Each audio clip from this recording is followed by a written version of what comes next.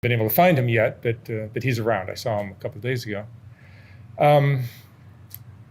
Tell me the background with Chris. He began with marijuana. So yeah, I think he was probably 14-ish, and was hanging out with some friends and started smoking pot and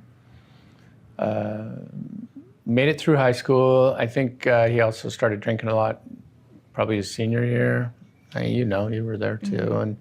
And I'd say senior year, and we drug him through high school. He graduated and got a couple jobs, started moving on to the alcohol and the pot, and then a few stronger things, I think acid or LSD, whichever he could find. And then, but we also noticed that he had the kind of this, not really schizophrenic, but more like paranoid behavior a lot, which we realized later was schizophrenia. And I think when he was 18, 19-ish, he got diagnosed with ADHD. Actually, he was 17, it was his senior year.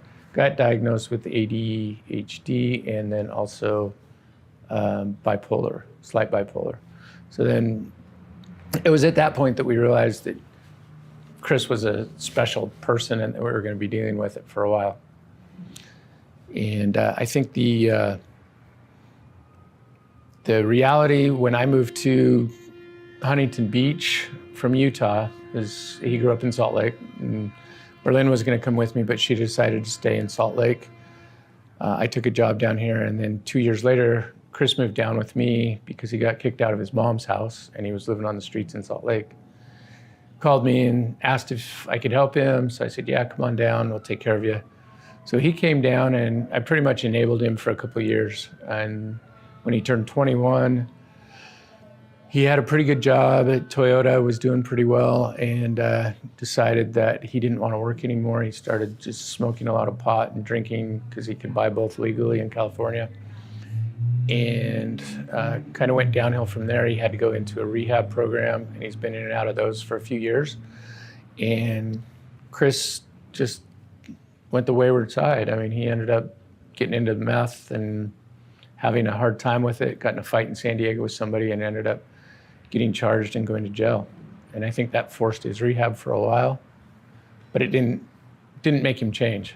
It's like we said, mental illness is one thing, and he definitely has it. And the schizophrenia, he could, like he said in his interview, he has drugs that he could take to help with his mental illness, but he doesn't take them. He prefers the easier way out, the way that the drugs make him feel better and make him escape from reality and life. And there's a history of like schizophrenia or something like that in your family? Or in his family? A little bit. On my mom's side, yeah. On your mom's side, yeah. I believe my great-grandpa was a schizophrenic as well. Mm-hmm. Yeah, he had some issues in and out of hospitals, and same thing, was a fighter. Yeah. Got into a lot of fights. In Berlin, you've seen him deteriorate in the last few years? Yeah,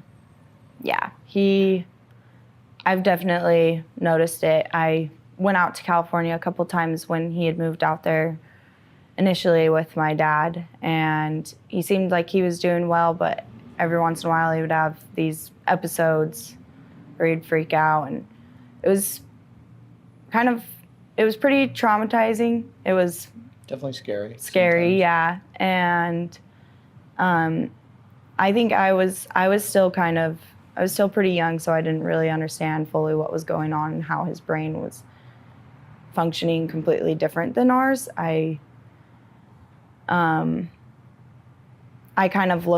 like I kind of looked at it the wrong way, and I always thought it was his fault and that he was just acting out. I didn't really realize that it was a mental illness, and then he doesn't really have control of it unless he stays on his medication, which of course he didn't want to do. But yeah, I came out in February with him to visit Chris when he was still in one of his rehab facilities, and he looked like a completely different person. I didn't recognize him, but I think it was the fact that he had been off of drugs for so long because he was in jail and had actually like gained weight. But he also, I think he was so freshly out of jail that he didn't really know how to respond. And I remember leaving that trip just like, I don't even know who he is anymore. But That was kind of an eye opener. yeah. And then he like, it's like he comes in and out. Like he'll go through phases where he talks to me and like he seems so like happy, you know, like talk about like old memories that me and him shared when we were kids, and like will like laugh and giggle with me on the phone. And then there's other days where I talk to him and he tells me he's not doing good and doesn't really want to talk. But from the interview that I saw with you, that's like the way that he looked there. He like looks like he has lost some weight, which is what I remember him in high school, and the long shaggy hair. And he actually looked comparatively well compared to when I saw him in February. Yeah, surprisingly, he did look a little better. But he was definitely, mentally he wasn't better. Yeah. And I think physically he hadn't, you know, obviously he'd been going through stuff and he hadn't eaten as much, so he was definitely skinnier. And I think doing the meth. It's got to be tremendously frustrating as his dad and sister to see this, and Yeah. you want to do anything for him, right? Yeah. But what can you do? Yeah. I definitely, I find myself beating myself up a lot about it because there's nothing that like all I can do is be there to help him when he needs help, but I can't make him change. And that's like, you can't make him be a different person. And that's one of the hardest pills to swallow with it, I think. And just being able to accept that he is the way that he is. And it's also plays into a factor that he's an adult and he is allowed to make his own choices, even if they're not. He's of age and he can do what he wants, and you can't force him to do anything. Yeah. No, and any monetary help we give him just enables him. So it's all got to be love and, you know, mental type support, and hoping that, like he said in that interview, that he's hit rock bottom, and hoping that that's really true and he wants to accept actual help and love. And I'm sure you guys would do anything.